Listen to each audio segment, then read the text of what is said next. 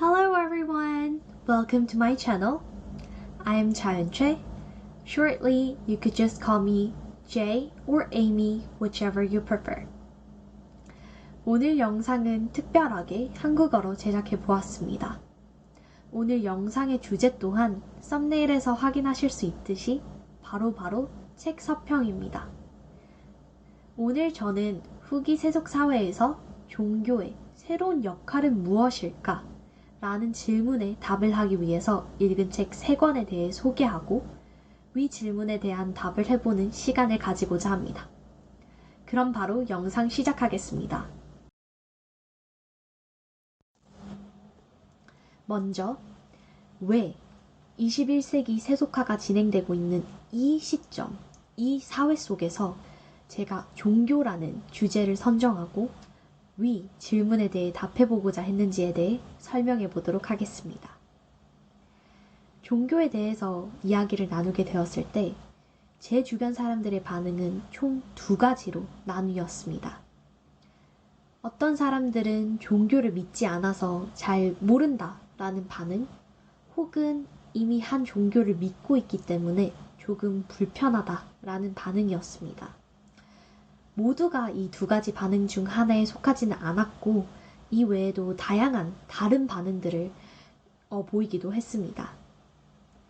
그래서 이 2가지 반응으로 종교에 대한 사회 전체 반응으로 일반화시키고자 한 것은 아니지만 그럼에도 이 2가지 반응이 가장 보편적이었다는 점에서 점차 우리 사회가 종교를 믿는 사람 혹은 종교에 대해 잘 아는 사람들이 줄어들기 시작했다는 것을 확인할 수 있었고 이를 통해 종교가 미치는 영향의 범위 또한 많이 줄어들었다는 것을 예측할 수 있었습니다. 그러한 점에서 종교에 관심을 가지고 있는 학생 중 한 명으로서 이러한 사회 속에서 종교의 존재성에 대한 의문을 가지게 되었고 그래서 위에 제가 질문을 했던 것을 던지게 되었습니다. 그리고 사회가 왜 이렇게 변화하게 되었는지 이해하기 위해서 이러한 변화를 겪은 유럽의 역사를 먼저 살펴보게 되었습니다. 방대한 유럽의 역사 중 종교 중심 가치관에서 개인 중심 가치관으로 변화를 겪은 유럽의 16세기를 선정해 이에 대해 자세히 살펴보았습니다.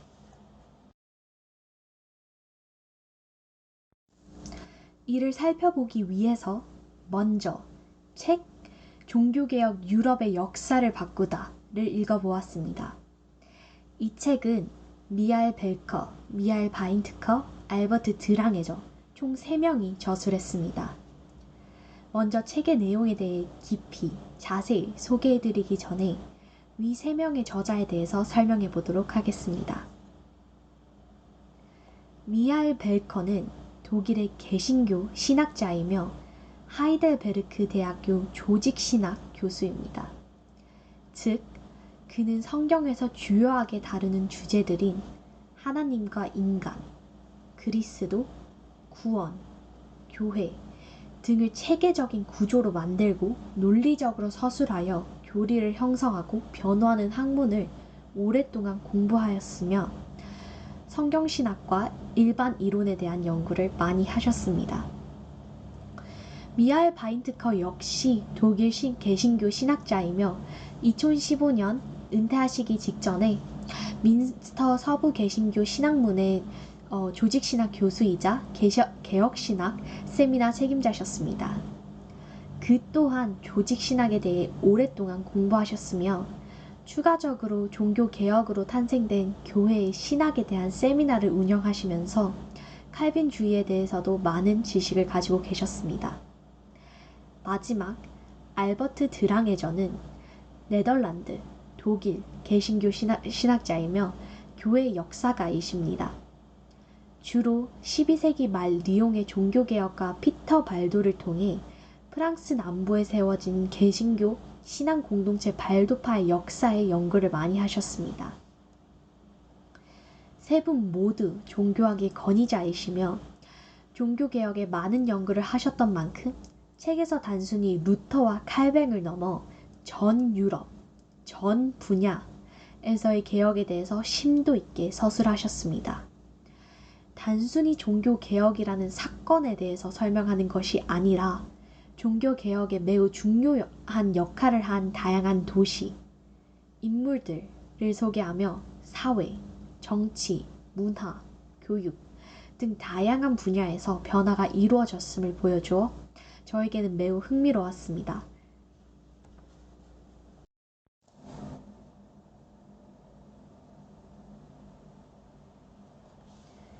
지금부터 제가 이 책을 살펴보게 된 계기인 유럽의 16세기와 종교개혁에 대해서 설명해준 머릿말과 서론 부분에 대해서 깊이 자세히 설명해 드리도록 하겠습니다.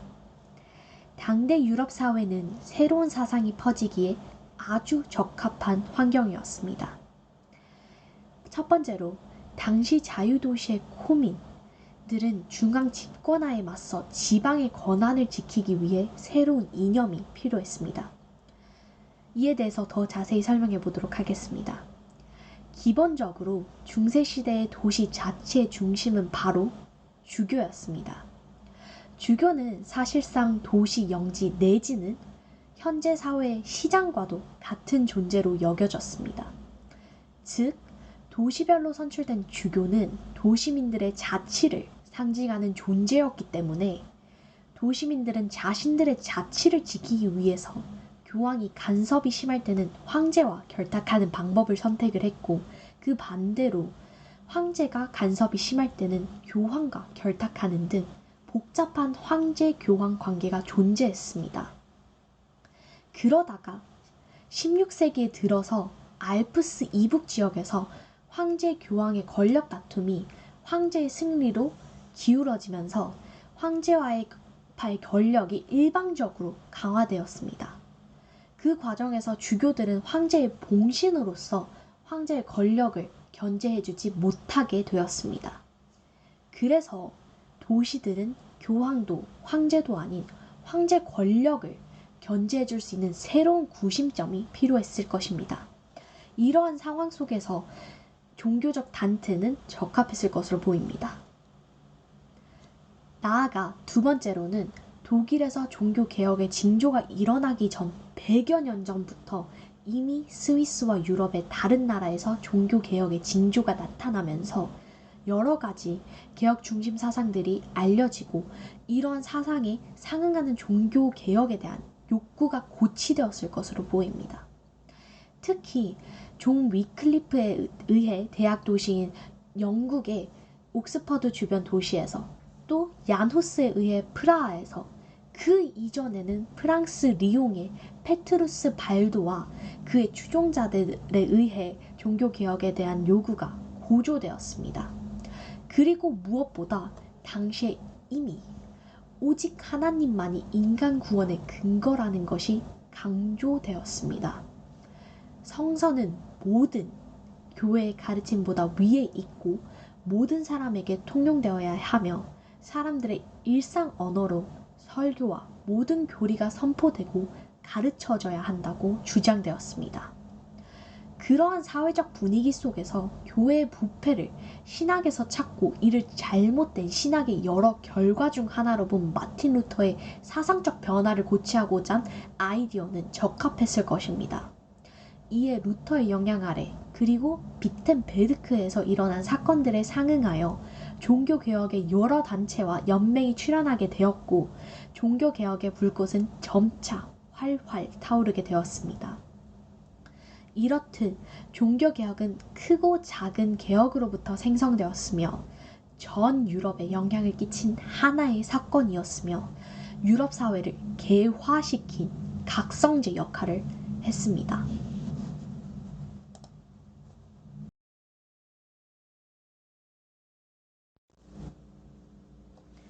다음은 두 번째 책, 서양 근대사에서 종교의 역할 중 변화하는 세계와 교회를 라는 단원을 읽으며 종교개혁이 유럽 사회를 어떠한 괴화들이 일어나게 했는지 좀 더 자세히 알아보도록 하겠습니다.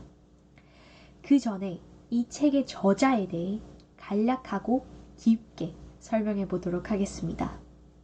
이 책의 저자인 시드니 버렐은 명예 교수이자 전 보스턴 대학교 역사학 과장이셨으며 2003년 6월 15일 86세의 나이로 사망하셨습니다. 저자께서는 역사, 특히 유럽사의 깊은 지식을 가지고 계셨고 그에 관한 연구를 많이 진행하셨습니다.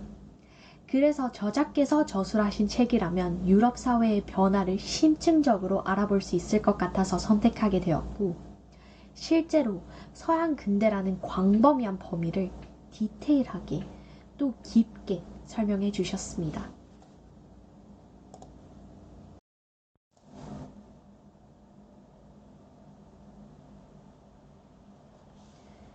지금부터 제가 이 책을 살펴보게 된 계기인 유럽의 16세기와 종교개혁에 대해서 설명해준 머릿말과 서론 부분에 대해서 깊이 자세히 설명해 드리도록 하겠습니다. 당대 유럽 사회는 새로운 사상이 퍼지기에 아주 적합한 환경이었습니다. 첫 번째로 당시 자유도시의 코민들은 중앙 집권화에 맞서 지방의 권한을 지키기 위해 새로운 이념이 필요했습니다. 이에 대해서 더 자세히 설명해 보도록 하겠습니다. 기본적으로 중세시대의 도시 자체의 중심은 바로 주교였습니다. 주교는 사실상 도시 영지 내지는 현재 사회의 시장과도 같은 존재로 여겨졌습니다. 즉, 도시별로 선출된 주교는 도시민들의 자치를 상징하는 존재였기 때문에 도시민들은 자신들의 자치를 지키기 위해서 교황이 간섭이 심할 때는 황제와 결탁하는 방법을 선택을 했고, 그 반대로 황제가 간섭이 심할 때는 교황과 결탁하는 등 복잡한 황제-교황 관계가 존재했습니다. 그러다가 16세기에 들어서 알프스 이북 지역에서 황제-교황의 권력 다툼이 황제의 승리로 기울어지면서 황제와의 권력이 일방적으로 강화되었습니다. 그 과정에서 주교들은 황제의 봉신으로서 황제의 권력을 견제해주지 못하게 되었습니다. 그래서 도시들은 교황도 황제도 아닌 황제 권력을 견제해줄 수 있는 새로운 구심점이 필요했을 것입니다. 이러한 상황 속에서 종교적 단체는 적합했을 것으로 보입니다. 나아가 두 번째로는 독일에서 종교개혁의 징조가 일어나기 전 100여 년 전부터 이미 스위스와 유럽의 다른 나라에서 종교개혁의 징조가 나타나면서 여러 가지 개혁 중심 사상들이 알려지고 이러한 사상에 상응하는 종교개혁에 대한 욕구가 고취되었을 것으로 보입니다. 특히 존 위클리프에 의해 대학 도시인 영국의 옥스퍼드 주변 도시에서 또 얀 후스에 의해 프라하에서 그 이전에는 프랑스 리옹의 페트루스 발도와 그의 추종자들에 의해 종교개혁에 대한 요구가 고조되었습니다. 그리고 무엇보다 당시에 이미 오직 하나님만이 인간 구원의 근거라는 것이 강조되었습니다. 성서는 모든 교회의 가르침보다 위에 있고 모든 사람에게 통용되어야 하며 사람들의 일상 언어로 설교와 모든 교리가 선포되고 가르쳐져야 한다고 주장되었습니다. 그러한 사회적 분위기 속에서 교회의 부패를 신학에서 찾고 이를 잘못된 신학의 여러 결과 중 하나로 본 마틴 루터의 사상적 변화를 고취하고자 한 아이디어는 적합했을 것입니다. 이에 루터의 영향 아래 그리고 비텐베르크에서 일어난 사건들에 상응하여 종교개혁의 여러 단체와 연맹이 출현하게 되었고 종교개혁의 불꽃은 점차 활활 타오르게 되었습니다. 이렇듯 종교개혁은 크고 작은 개혁으로부터 생성되었으며 전 유럽에 영향을 끼친 하나의 사건이었으며 유럽 사회를 개화시킨 각성제 역할을 했습니다. 이러한 점에서 드는 의문은 바로 종교와 국가 간의 관계입니다. 종교개혁 이전에 종교는 하나의 단체가 더욱 융합시키는 강력한 힘으로 존재했습니다. 실제로 종교가 황제 혹은 영주 권력에 정당성을 부여하고 시민들의 삶을 안정화시키는 등 국정에 많은 영향을 미쳤고 도움을 주었습니다. 그러나 황제 교황 관계가 등장하게 되면서 더 상호 복잡한 관계가 들어서기도 했습니다.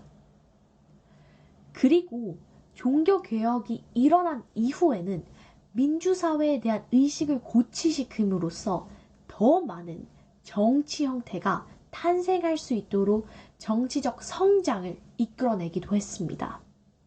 이러한 다양한 상황을 볼 때 종교는 한 국가가 안정이 될 수 있도록 그 안정이 유지될 수 있도록 하는 역할도 수행하지만 한 사회의 변화의 필요성을 강조하거나 변화가 일어나도록 유도하는 역할도 하게 됩니다. 이 두 가지 역할을 바라볼 때, 그러한 점을 바라볼 때 종교와 국가는 어떠한 관계를 가지고 있는지 의문이 들었습니다.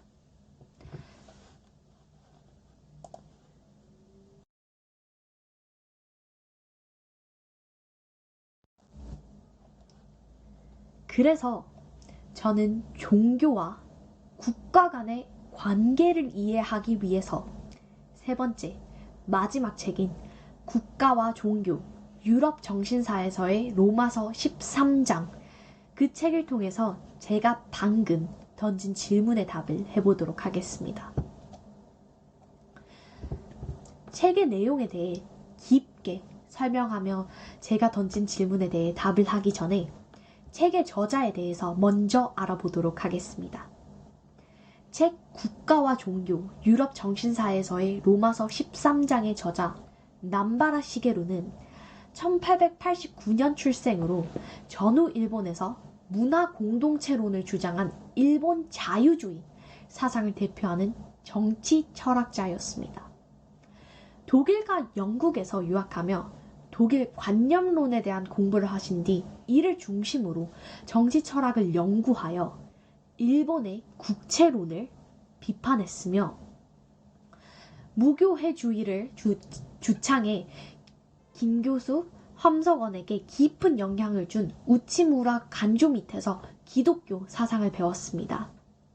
그리고 책의 초판의 경우 태평양 전쟁이 한창이던 1942년에 나왔으며 이는 저자의 평화주의 정치 철학의 핵심이 요약된 대표 저작입니다.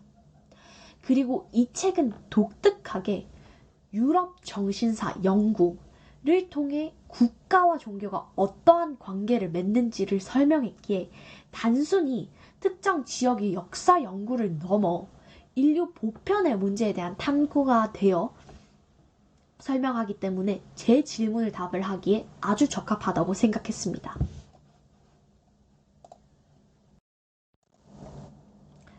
그럼 이제부터 책의 내용에 대해 깊고 자세하게 설명해 보도록 하겠습니다. 저는 제3장 종교개혁과 그 주변과 결론에 대해 집중해서 읽었고 그에 대해 설명해 보도록 하겠습니다. 이 책의 저자가 모범으로 삼는 기독교의 양상은 바로 그 초기 기독교입니다.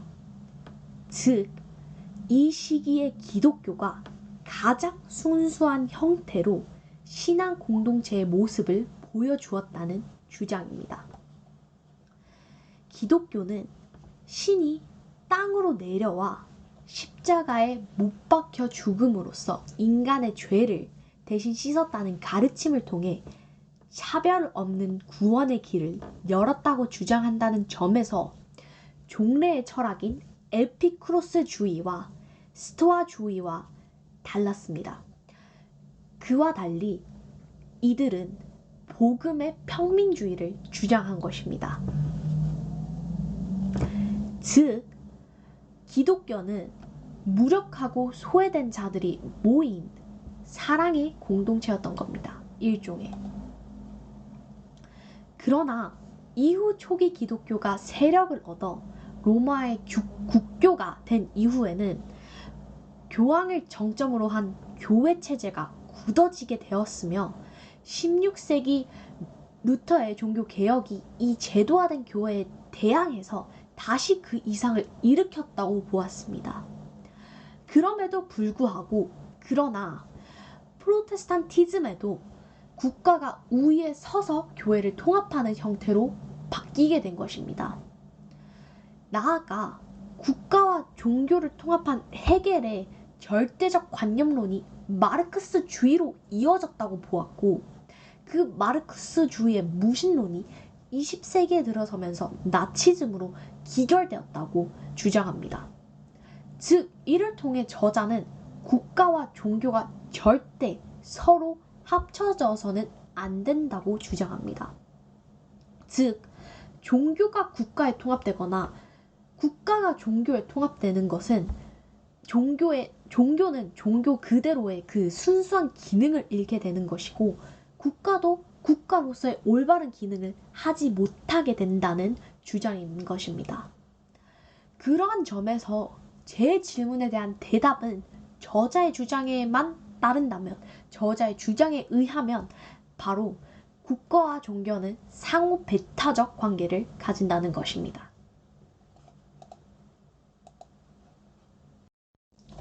그렇다면 종교와 정치가 서로 통합되어서 안 된다는 관계라는 것을 고려할 때 우리의 사회는 어떻게 신의 나라의 이상은 이상대로 두고 정치적으로 어떻게 나아가는 것이 올바를지에 대한 의문이 들었습니다.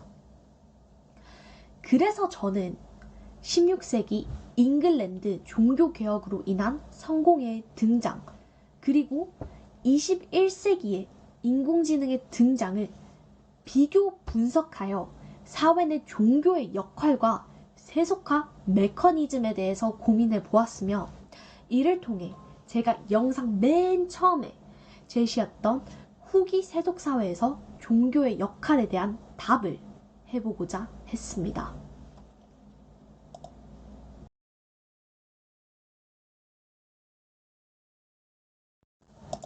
자, 그러면 16세기 잉글랜드 종교개혁으로 인한 성공의 등장과 21세기의 인공지능의 등장을 비교 분석한 내용에 대해서 조금 더 깊게 설명해 보도록 하겠습니다.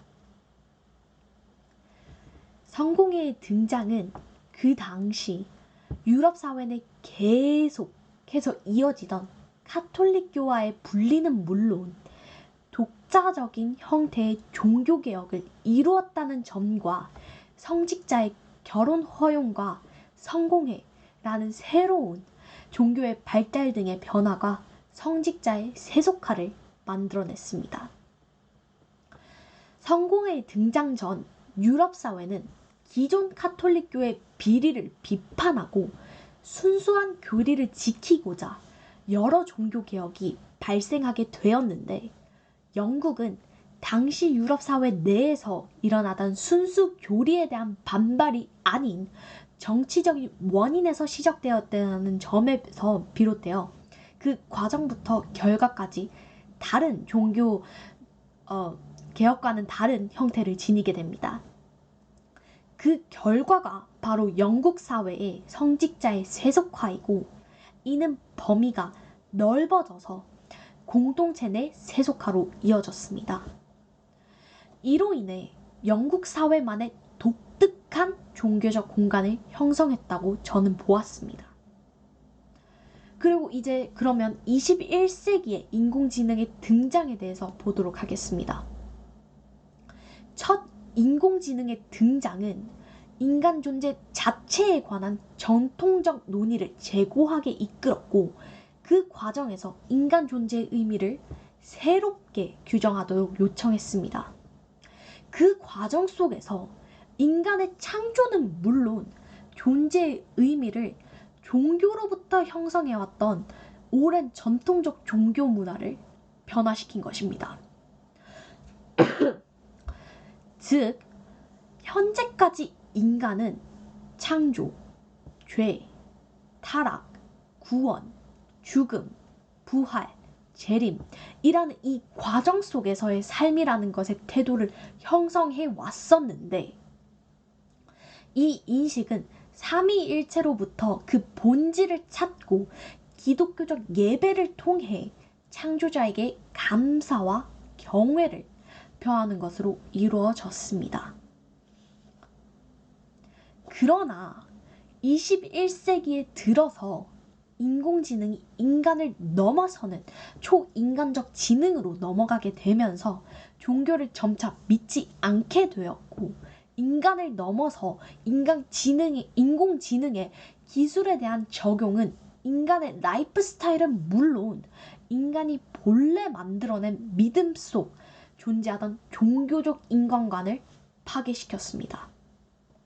즉, 여기서 알아야 할 점은 사람은 본디 종교를 믿었으나 본인의 라이프 스타일에 엄청난 영향을 주는 인공지능이 종교를 믿지 않기에 그 영향력이 확대됨에 따라 기독교적 예배는 비대면 기도로, 그리고 본래 존재하던 종교적 인간관은 새로운 초인간관적 가치관으로 변화하게 되었다는 것입니다. 따라서 여기서 알 수 있는 세속화 메커니즘은 바로 기술과 종교라는 두 관계가 상호적으로 보완하면서 새로운 패러다임을 이끌어내기 때문에 새로운 신앙적 공간을 형성했습니다. 죄송합니다. 다시 말하겠습니다. 가치관으로 변화하게 된 것입니다. 종교적 인간관은.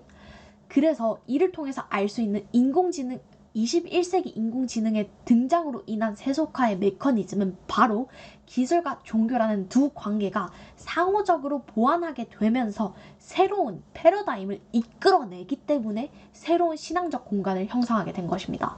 다시 반복하면은 바로 영국 사회의 성직자의 세속화가 그 바로 결과이고, 범위가 넓혀져서 공동체 내 세속화로 이어졌고, 그 과정 속에서 그 새로운 이어지게 되면서 영국 사회만의 독특한 종교적 공간을 형성하게 된 것입니다. 그리고 반면에 21세기 인공지능의 등장은 새로운 신앙적 공간을 형성하게 된 것입니다. 이 두 세속화의 메커니즘을 비교 분석하면 둘 다 새로운 어떠한 공간을 만들어냈다는 점입니다. 이러한 두 사건을 통해 알 수 있는 세속화 현상 메커니즘은 바로 새로운 것의 등장, 즉 공동체적으로 사람들의 라이프 스타일 혹은 인식을 바꾸는 행위의 등장은 세속화를 오히려 야기시켜서 기존 체제와 상충 혹은 상호를 하도록 일으키며 새로운 공간을 형성시켜 준다는 것입니다.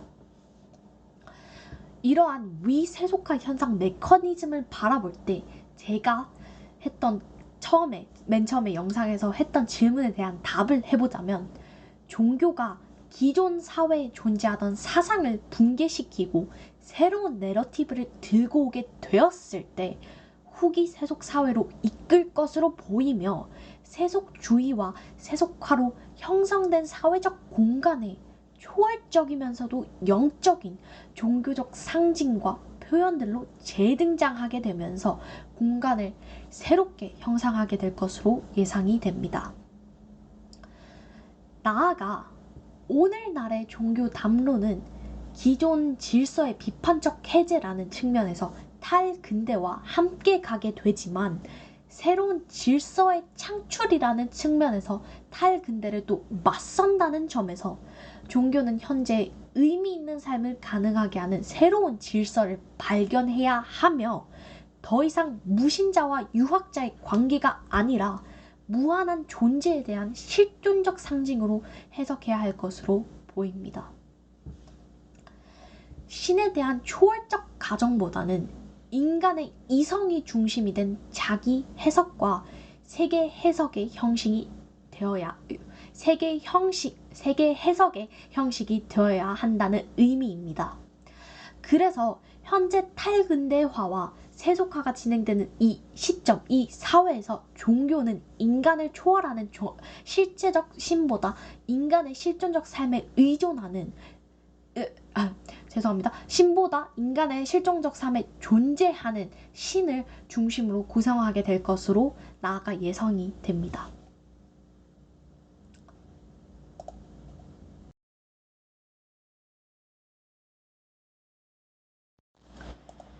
결론입니다.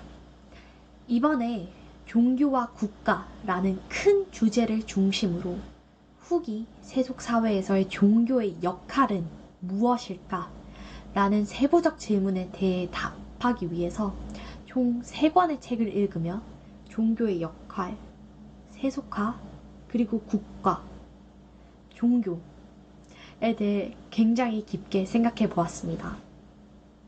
특히 종교학과 역사에 관심이 많은 관심을 가지고 있는 학생으로서 책을 깊이 있게 읽고 분석해보고 세속화 현상에 대한 내러티브를 만들고 스스로 던진 질문에 답을 해볼 수 있어서 매우 뜻깊었습니다. 그러한 점에서 이 영상을 보고 있는 여러분들도 관심 있는 분야에 대한 내러티브와 질문을 던지며 각각 관련된 책을 읽고 이에 대해서 분석해보고 또 그 답을 찾아가는 연습을 해보면 어떨까요? 이상으로 영상은 마치도록 하겠습니다. 감사합니다.